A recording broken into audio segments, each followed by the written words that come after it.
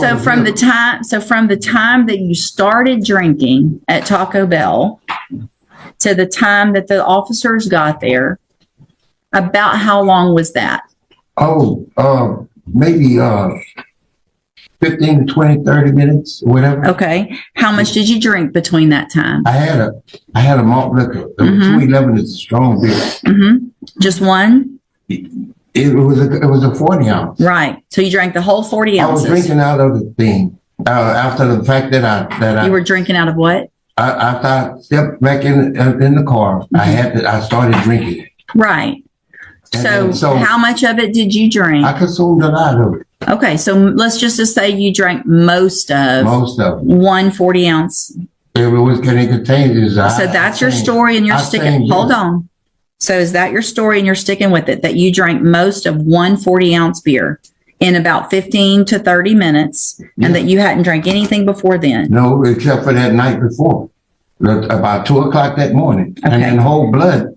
Alcohol stays in your blood system, added to what I drank. Okay. So your test on this night after drinking most of a 40 ounce was 0.188. And you're wanting me to believe that that's based on most of one drink, and that maybe you still had alcohol in your system from the day before. Yes, ma'am. But what I recalling my memory, ma'am, I have no reason to try to trick you, Miss West. I'm telling you, the God's Son is true.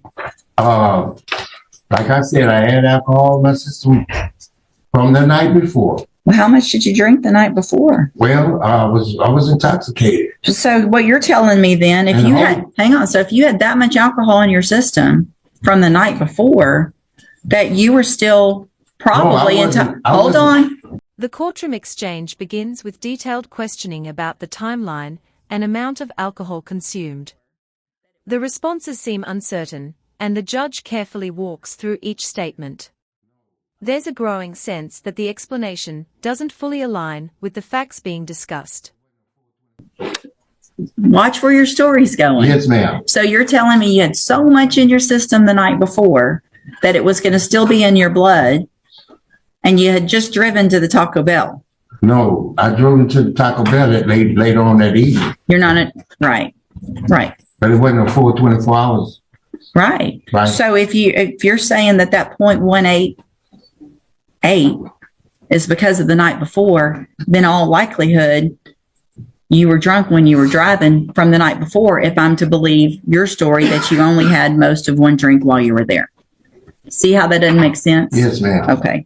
First of all, Miss Judge West, ma'am, I'm asking for mercy. For forgiveness to begin with. I'm not a bad person. Miss West, I completed high school. I had 1 semester in college for auto mechanics. I've served for the community. I worked all my life. The kids was out playing. Where have you worked? I worked for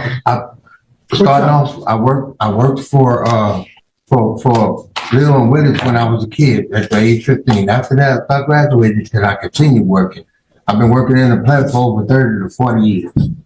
All my life I've been working. How many years? And all different types of jobs all over. Mark, how many years did you serve in prison? How many years have you been in prison? First of all, how many years have you been in prison? All together with everything, I done did over 2 years. Okay, and how old are you? I'm 58 years old. 58 years old, and for 10 years you've been in prison in DWIs and other things. So what mercy are you asking for from this? The courtroom exchange begins with detailed questioning about the timeline and amount of alcohol consumed. The responses seem uncertain, and the judge carefully walks through each statement. There's a growing sense that the explanation doesn't fully align with the facts being discussed. When you have 19 misdemeanors and 6 or 7 felonies, why should she consider something less? I mean, give her a reason why. Miss West, What's changed? I didn't do half of the things that they say I did. Mark, you pled guilty to them, okay? That's Yeah. over with, right? The day for you, in reference to court, the day for you to say, I didn't do this is over. You accepted a plea, okay? I mean, let's cut to the chase here, Yes, because she could find the allegations, well, she did, the true and under consideration, and it's 25 to life, yes, okay? And I guess the most you've had up until this point is 5 years, correct? yes. Okay, so now let's go first to when you were arrested. Were you working? I'm receiving disability. I can't work no more. Okay, what is your disability? I got rheumatoid arthritis. I got prostate problems. My heart is bad. Are you on disability? Yes, sir. Okay, and when were you placed on disability? Like 2020. Okay, so 2020, you're on disability. So while you're on disability, why are you drinking beer 40 ounces at a time? Or drinking the night before to where you're entitled? There's no excuse. Explain to it. I just lost my brother. I lost my mother and my father.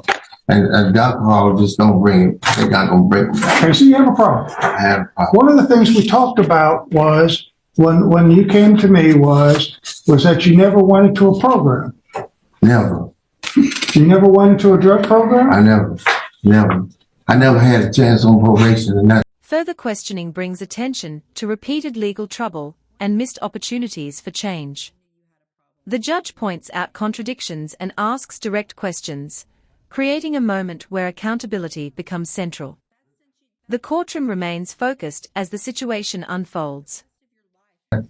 Well, you got. Well, what about when you weren't on probation? What about the times when you weren't in prison? You knew you had a problem and you wanted to stay out of prison. Yeah, well, I got a device since I've been home. What do you? No, what? That's since you've Oh, been yes, in. ma'am.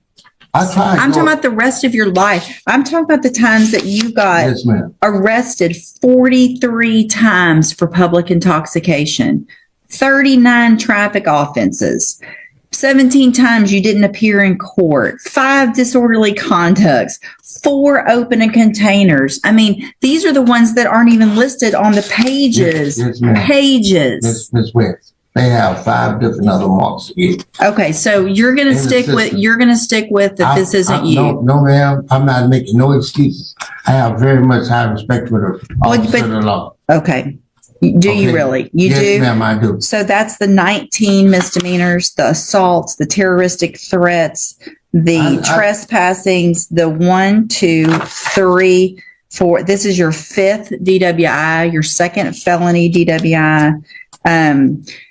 By what you need to understand Yes, ma'am. is that by not really taking personal responsibility and making us go through this circus that we've been going through now for an hour and a half of trying to prove that you actually have been convicted of felony offenses Yes, ma'am. when you know darn well that you have, Yes, ma'am. makes no sense to me.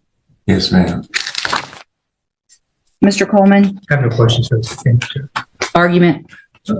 Just briefly, Judge, you have everything you need, Judge. We're asking that you sentence this defendant to the minimum of 25 years. He put himself in this situation, Judge. If I Go may, ahead. Judge. One of the things in reference to the priors, maybe semi. In the final portion, the judge delivers a firm conclusion based on the evidence and prior history. The reasoning reflects a careful evaluation of both the statements and the record. As the decision is made, the courtroom settles into silence, marking a decisive end. My fault, Judge, because if I did not object to him, to me, it would, if he pled true to him, then it would automatically go to 25 to life without the consideration of the full range. He's got a problem, and he spent most of his life in and out, and it's alcohol related. I throw one thing out, Judge, but it is alcohol, and he was in a vehicle, and there is a big risk in this. Is that you place him on 10 years deferred probation, you find true to the allegations, you send him to safety, But if he screws up, he's looking at a minimum of 25 to life if you find those true, so that if he comes back. Here's the problem is that we don't know what happens when he comes back, what the new offensive violation is in reference to this. But I have done it before, Judge, in other courts where you could give him deferred. I can't give deferred on a driving while intoxicated. Now, we've done that on other types of Yes, you did. offenses, That's right. but I can't do it on this. That's not an option. Right, Judge. Okay. So, All right. Thank you. yeah. Mr. Segura, you're starting with the beginning of this hearing when we were going through the just the nature of the offense. Yes. Starting there, we went down the wrong path. It makes no sense. I don't believe it. It doesn't add up to what your blood alcohol level was.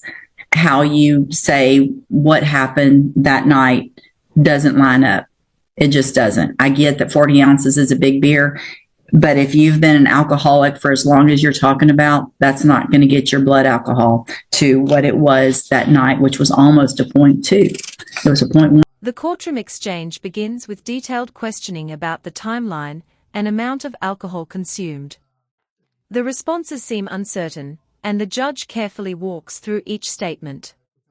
There's a growing sense that the explanation doesn't fully align with the facts being discussed. 188. I have already found those 3 prior offenses true. Those are all felony offenses from different conviction dates. I'm going to find that you previously entered your plea of guilty freely and voluntarily, find sufficient evidence to find you guilty, and at this time find you guilty of driving while intoxicated, third or more. I'm going to sentence you